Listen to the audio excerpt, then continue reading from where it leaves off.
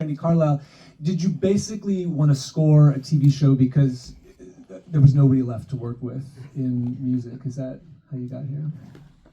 No, I've always, I've loved, I've done smaller things, scenes, or written songs for movies, shows before, but, I always wanted to kind of take it on a grander scale and kind of help make the sonic shape for an entire show.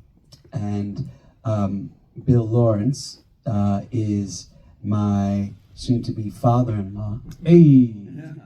So thank you.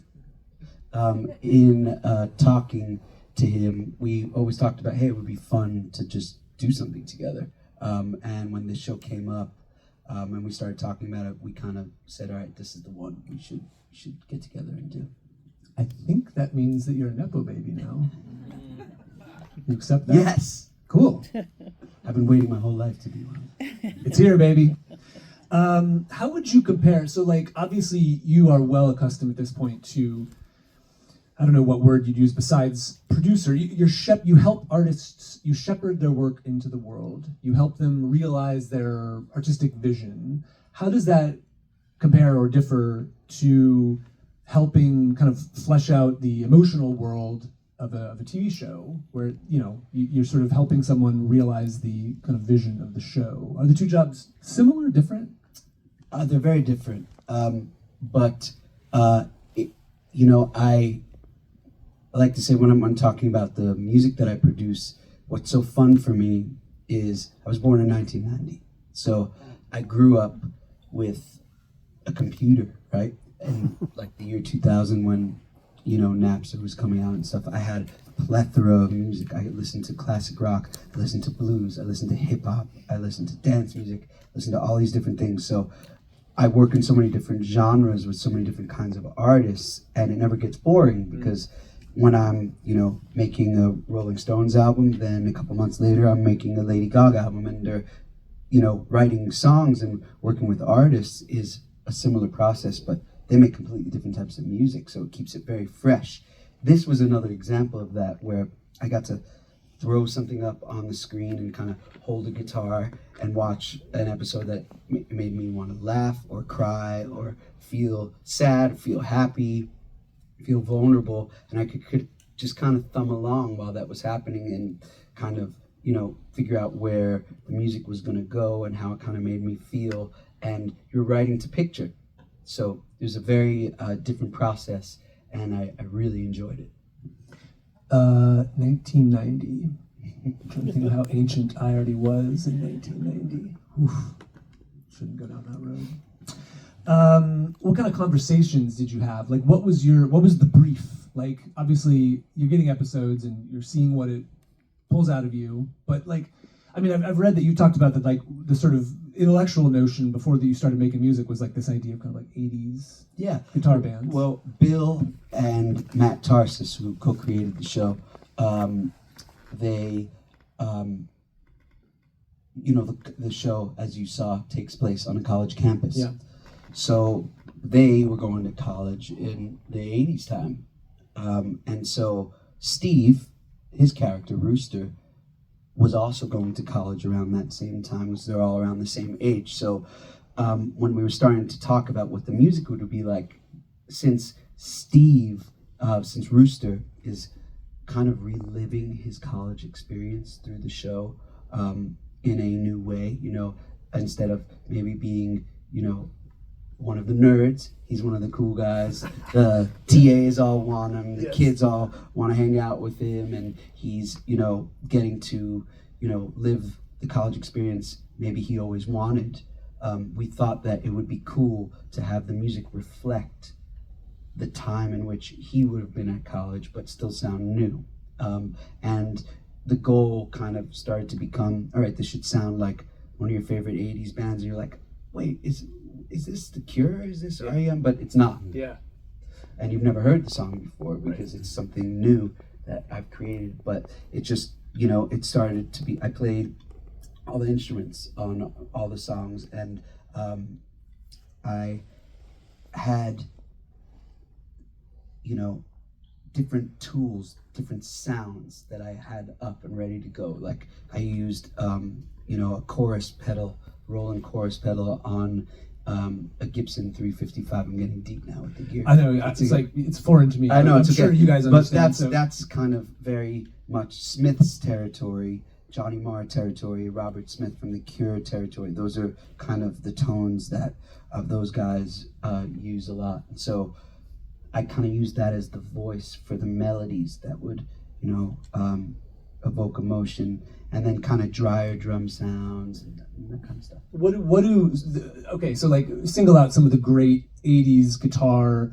Who in your mind? Who are the architects of Robert 80s Smith guitar? from The Cure. He's the dude. Johnny Marr from the Smiths. Yeah. I would say Yeah. you could start and end there. I mean, Peter Buck from REM, of course. There's, all of these kind of arpeggiating guitar parts where the melody isn't so, overdriven and ripping, and it's more melodic and clean and chimey. Chimey, good word. I think it comes from originally from Roger McGuinn from the Byrds. Of course.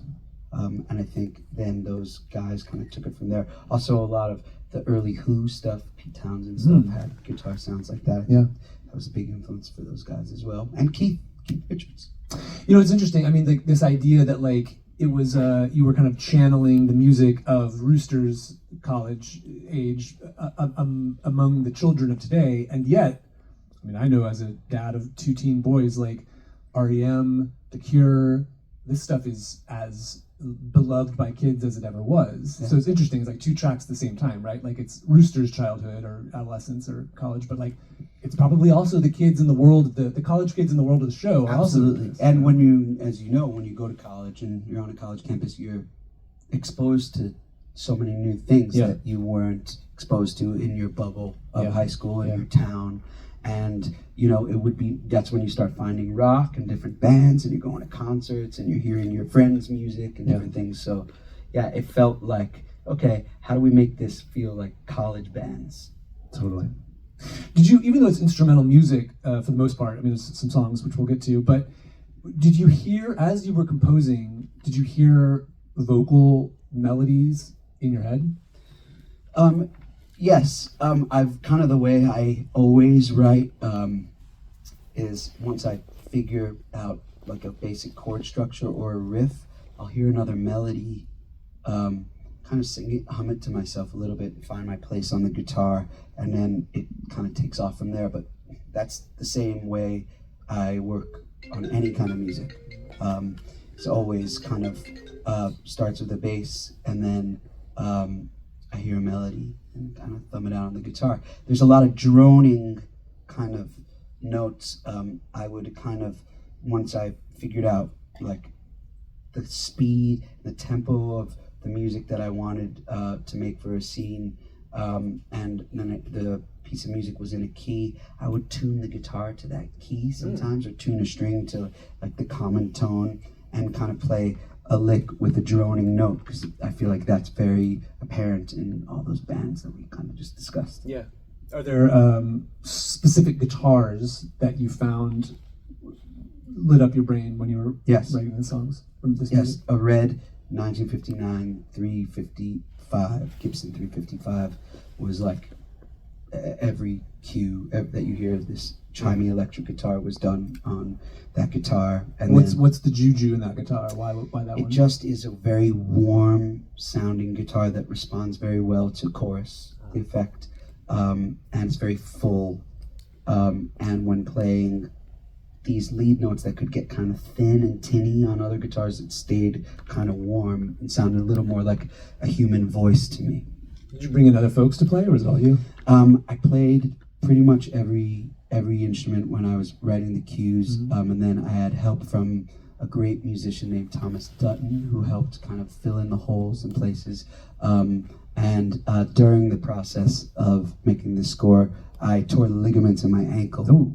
So I had to stop playing drums. So my friend Chad Smith from the Red Hot Chili Peppers came over and filled in the holes for me there and played drums on a couple of the tracks. Did you maybe tear the ligament on purpose? I didn't, but Chad will literally play anywhere at any time. Yeah. He'll, if he's walking down Venice Boulevard and Yeah. there's someone playing drums, then he's playing drums.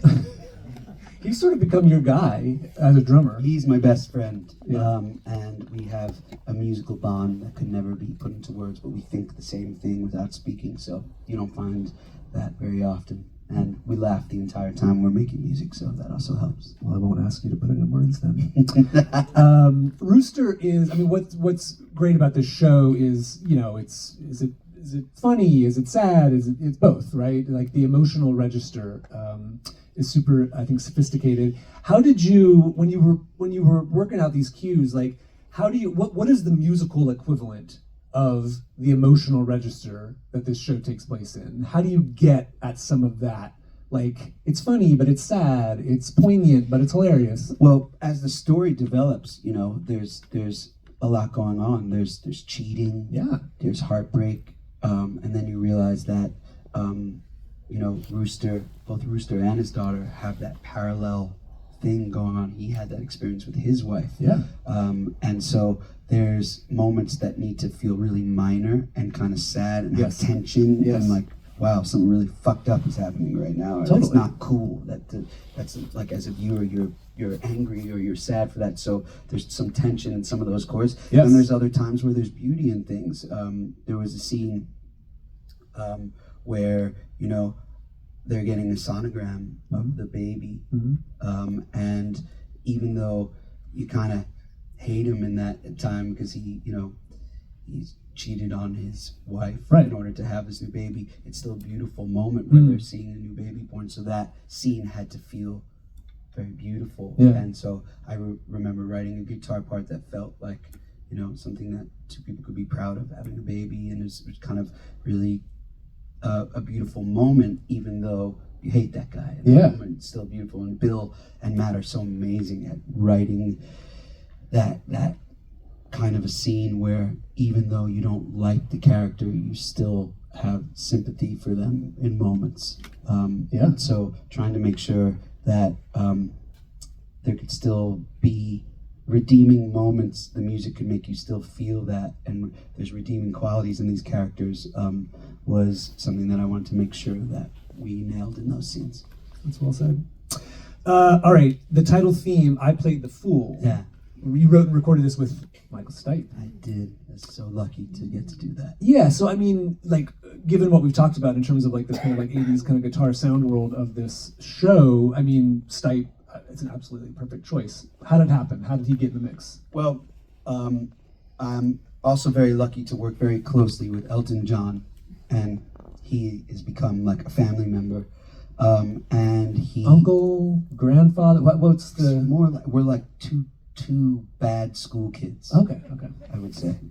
The stuff that is said in the studio is not something that can ever be repeated. Not for publication. The common theme here is if you laugh with the people you're making music with, you have the greatest time. But I went to the opening of a play that Elton had done the music for, which was the Tammy Faye musical, and I was sitting right next to Michael Stipe, and on the other side of me was Elton, and it was the first time we met, and we kind of just had fun talking to each other, and Elton introduced me to him, and we had a nice time kind of chatting, and so when this was starting to happen and I needed a main theme, I'd met him kind of in the year prior to that, and I just always kind of follow what the world and my experiences give me, and Bill's favorite band ever is Michael Stipe and R.E.M. That is his favorite song ever is Night Swimming. That's why it's in Shrinking, and he is just R.E.M. crazy. Yeah.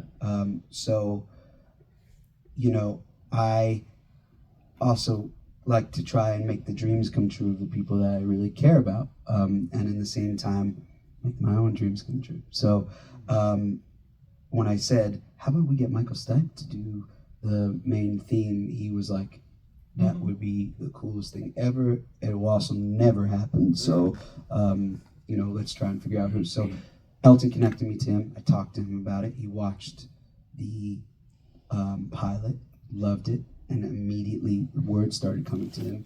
and it felt like something that he could really do. So I made this music, and I went over to New York to Electric Ladyland to work with him, and we spent about 3 days carving this thing together. And he wrote such an amazing theme song.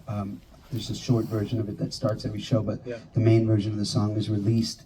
And the lyrics are brilliant. He embodies being a writer in the song. It's all, about all the terminology and in how he's, the lyrics is very much like about writing and protagonists and everything. He was able to become Rooster in writing the song, but at the same time, it really appeals to both Matt and Bill and the creators of the show, because that's what they do all day. Right. So I think what makes Bill's shows so incredible is that in every character that he's writing for, there's a little bit of him in his life. So I think this song is so special to all of us because it has to do with Rooster, but it also has to do with the guys that created the show. I'm delighted to learn that this song arose out of your very earnest attempt to do a solid for your future father. Wow. I got you, bro. Is there certain... That's real. Yeah. Is there certain guitar... I mean, look. I actually bought him for Christmas. I bought him the lyrics to Losing My Religion. Oh, shit. Like 2 Christmases ago, before this was even a thought. Yeah. The show was even a thought. So there's just kind of this weird lineage in there. And then Michael and I have become fast friends. And we get to hang and talk all the time and do stuff. And we're going to make some more music together as well. So you got to get the night swimming lyrics, bro. I'm going to really bring it home. Obviously, the song evokes REM because you've got Stipe's voice. Absolutely. In terms of the guitar playing on it, were you thinking consciously? Were you thinking, I want to kind of embrace the REM of it all? Were you thinking it's too how did you think about the guitar sound when you have literal Michael Stipe singing on the tune? Well, I made the music before I knew that we were going to have Michael. Gotcha. Which I think was actually a good thing. Yeah. Because if I had known it was going to be Michael all the time, I subconsciously probably would have gone closer. Yes. To REM, because that's what I love. Yes. And that's what we have of Michael in our brains, Yes. of singing those kinds of songs. And then maybe he wouldn't have liked the music so much, but I wanted to make something driving, something that felt like upbeat and really driving, but still had minor chords so that it felt emotional, but upbeat, which I think is what the show is. Exactly. And my favorite music of those bands that we're talking about, my favorite REM songs, my favorite Cure songs, my favorite Smith songs, feel upbeat, but they're minor and sad. Yeah. So I made this kind of music, the start of this music, and Michael really liked it and wanted a version of it that was really stripped down, so I just played it on piano, and he kind of thumbed around melodies and lyrics that way.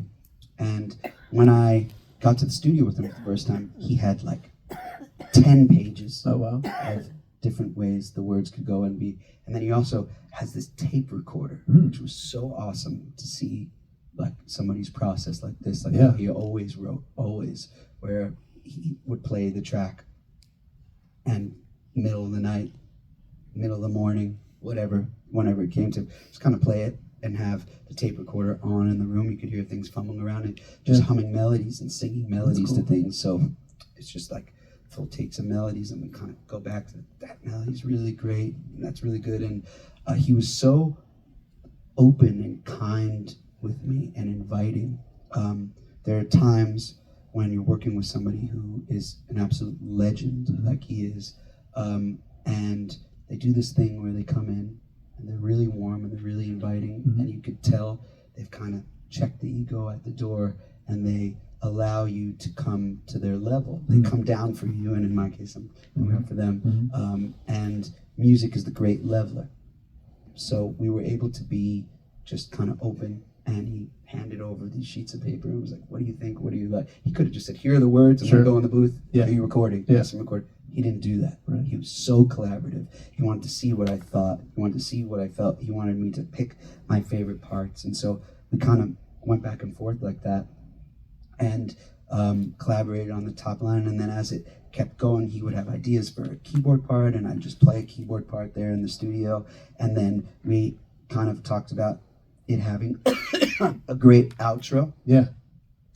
That kind of goes to a new place. So once it takes off from the bridge, it kind of goes up. And so we could have said, all right, the shit's 30 seconds. Let's write a 30-second song. But Totally. that's not what we do. Yeah. We wanted to make a full, great song that felt like the character. And then any part of it could be used for the theme.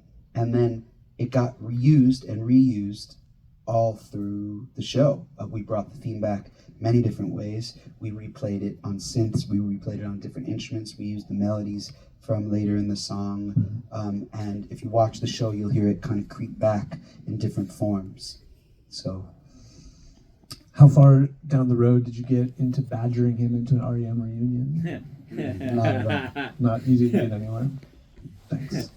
There's another song in here with Sam Fender, Yes. who is a hell of a singer. Incredible. Tell us how that happened. Same story. Yeah?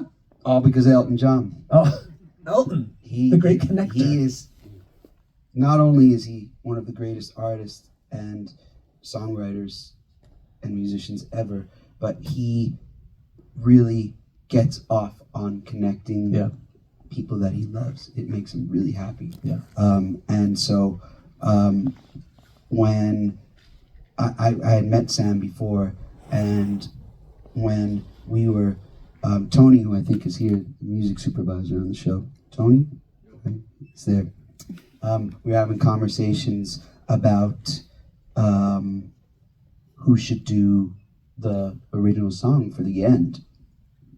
And we kind of danced around, okay, should we get someone from another band? We did it, but like the Michael Stipe thing, you couldn't get much better than that. So we were talking about who could be a younger artist that maybe feels like someone that college kids are listening to now, but also his music feels like there's, you know, points of nostalgia to it, and it's just great rock and roll. So Tony and I both love Sam Fender's music, so we decided he would be someone that's great. So Elton connected me to him, and I had a long phone conversation with him, and he got on a plane and came over, which was so cool. He was just like kind of fearless about it. I was like, okay, cool, let's do it. And Sam always writes his songs alone, so this was the first time he ever wrote a song with someone else. So it was a new experience for him as well, which was exciting. He came over to my studio, and we just kind of sat with guitars and watched the finale together, watched the scene a bunch of times. He had watched a couple of the other episodes, and we just sat with guitars until we felt like we had something that felt like it could work in that big montage scene and drive, and we knew that it was going to keep being used through the whole end of the sequence of the show. So we found our common place together in Tom Petty.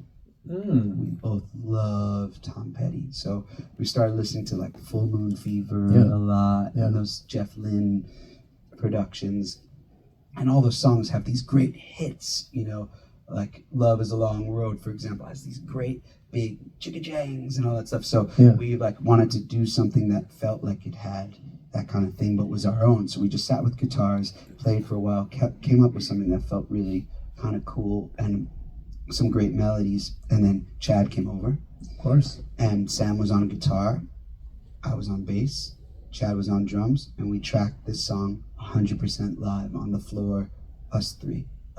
So I didn't want anything to feel like it was this like layered thing in these songs. Like, I had to feel like it was recorded by a band, because that's, you know, what the show is. And the Stipe song was recorded like that originally as well. Travis Barker played the drums on that. Josh Klinghoffer played the piano, and we tracked like that as well. So whenever we were doing the song, we made sure that it was a band playing, so that it felt like a band. And then we wrote, composed, and completed the song and the production in 3 days. Wow. There was nothing. We came in with nothing, and at the end of the 3 days, it's what you hear. Wow. In the episode. We were up against a major deadline. Hey. Tony was like, "You got to record this like 2 weeks ago," and we just like, it didn't happen. Yeah. And so we were kind of up against it. And sometimes when you have that pressure as a creative, it's an amazing thing because it makes you turn on. You know, you're like, okay, if we don't nail this in these 3 days, then everyone has nothing. It will be letting everyone down. Yeah. So we don't have any choice but to really nail this. Yeah. So it came out incredible, and Sam wrote the most unbelievable lyrics that just nail that parallel between father and daughter of what's going on, and his vocals obviously so incredibly emotional. Yeah, he's such a big singer. Like it was, I was watching the show before I knew there was a Sam Fender song in it, and so I heard it kind of organically. But then later, as I was thinking about it, I was like, it's actually, I wonder if it was a challenge. He has such a huge voice. Like I wonder if it was a challenge to kind of find a way to fit what he does into a show where it's like, you know, I'm not saying it's background music, but it's not the focal point. You know what I mean? But he's so like Springsteen-esque up there. Do you know what I mean? Absolutely. I mean, he's, if not one of the great storytellers of our time, and I think one of the greatest ever. He is up there with the Pettys and the Springsteens. He is going to have a giant career forever. And he has this way of, you know, he's a Geordie. Right. So Yes. he has this way of telling these stories about the people around him and what's going on in his life. And I think he was able to tap into something that was going on in his life around him that felt like it was reminiscent of what was also going on in the show. And the same way I was talking about how Bill writes a little bit of himself and his life into other characters, Sam kind of does the same thing.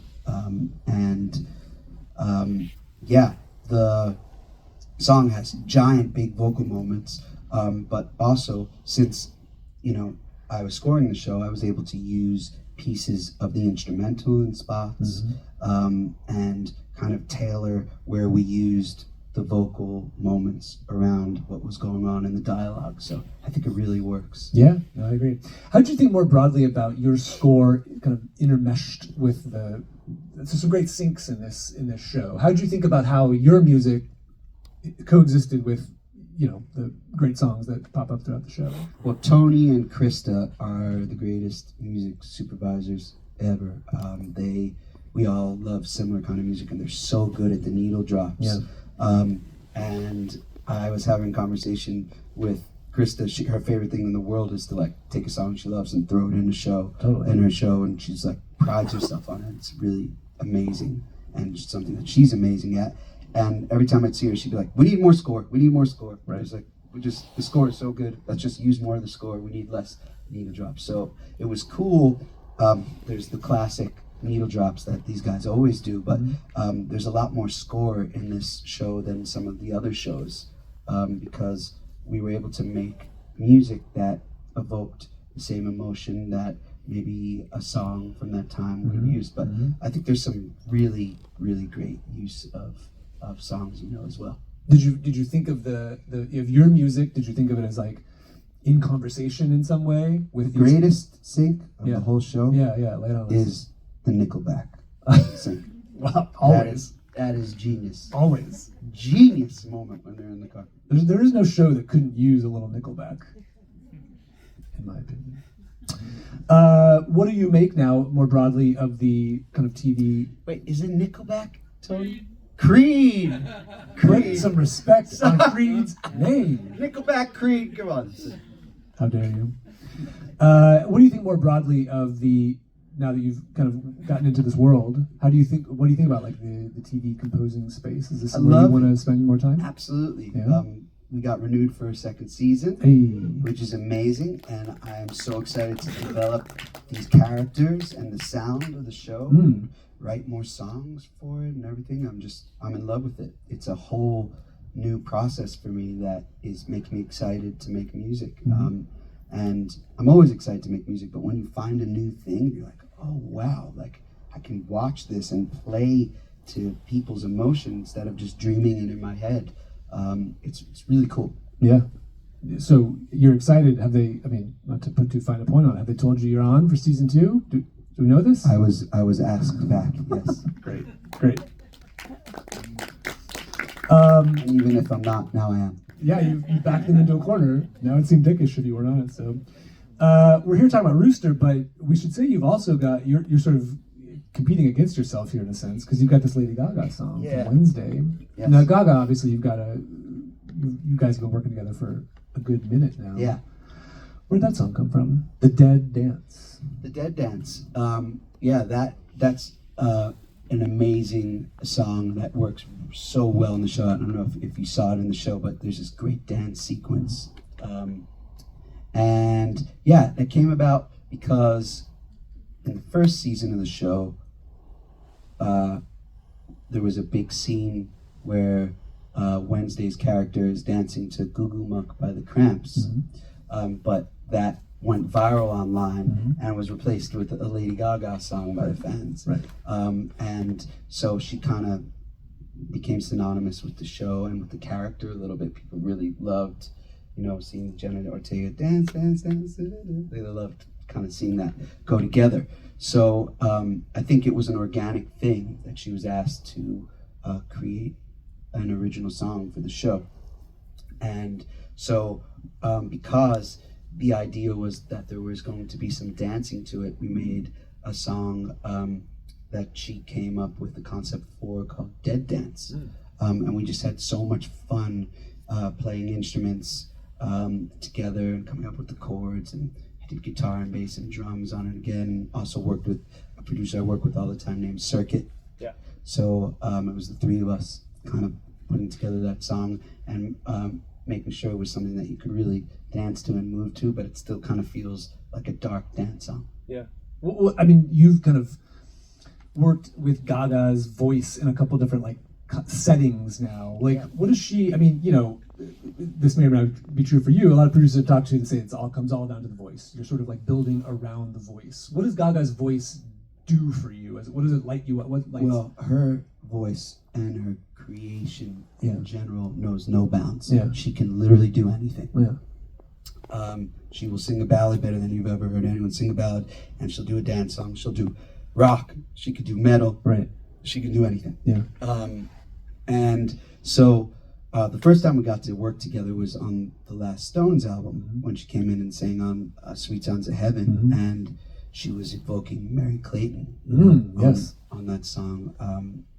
Still making it her own, really kind of belting, huge vocal. It's one of her biggest vocals. That's actually kind of a deranged vocal. It's like so big. It's you know what I mean? Huge. It's unbelievable. But like the song, it was a chance meeting in the studio that she came to just say hi to the guys. Right.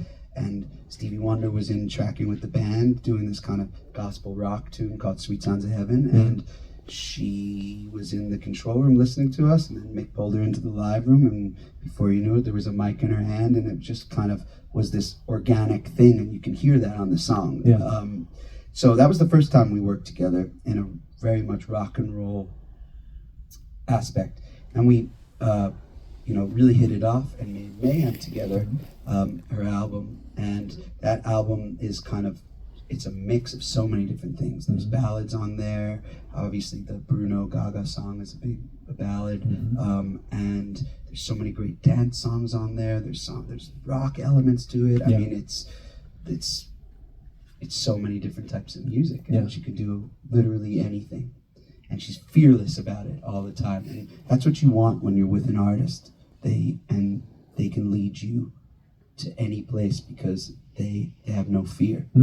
And when you are sitting in a studio, and in my case, when I'm recording vocals, I like to be not as close as I am to you, but in the same room as the singer when they're singing, so I can kind of hear them off the mic and on the mic and communicate with them without a piece of glass in front of us. And there was so many times in recording with her that, I was literally brought to tears because the power in her voice and how much she taps into the narrative of what she's singing about is so powerful. What's something about Lady Gaga's artistry that we don't know that would surprise us to discover about the way she works? I don't know if it's surprising. It's definitely not surprising to me, but she has the vision of everything she's gonna do in her head. I mean, when she is recording a song and we're in the middle of working on a song and it's like the words aren't even done yet. Sometimes you'll be talking to her and she's just not there. She's just gone to another place. Yeah. And that's because she sees like the entire world that she's gonna build, and what a video would look like, or what the creative is gonna look like, or what she's gonna wear, what the stage show is gonna look like. She is thinking about every aspect of the creative of what she does. It's not just like, okay, let's do the music and then show me some video treatments. It's all her. She is coming up with every single thing. It's really inspiring to work with someone like that, you know? Yeah. You can get into the studio and make something you like, and then you see the video later and you're like, oh, that was interesting, or how did that idea come? Or you could work with Lady Gaga and then you could see the video for Abracadabra and your mind is blown. I mean, it's like she never misses with that. I think we've got just like a second here left. Anything you want to say? Look, there's a Paul McCartney record coming out next week. Yeah. The Boys of Dungeon Lane. Yep. Tee it up. What should we expect? Paul being Paul. Oh, sure. He is one of the only people ever that can write, arrange, produce, play every instrument, engineer, and mix his own album. Well, what would you do? Exactly. I went to college. Yeah, right. I got to learn how the master works and take some of those skills with me. Yeah. Paul had me there because he wanted another opinion, and it's hard sometimes to give Paul McCartney your opinion, but you have to remember that's why I'm here, to give your opinion. And I got to play a little guitar also, which was cool. Nice. But yeah, it's him showing his musicianship as I think his fans would love his musicianship shown. It's Paul being Paul, not trying to be anything else. Yeah. Cool. Andrew Watt, thank you for being here. Thank Thanks, you. guys.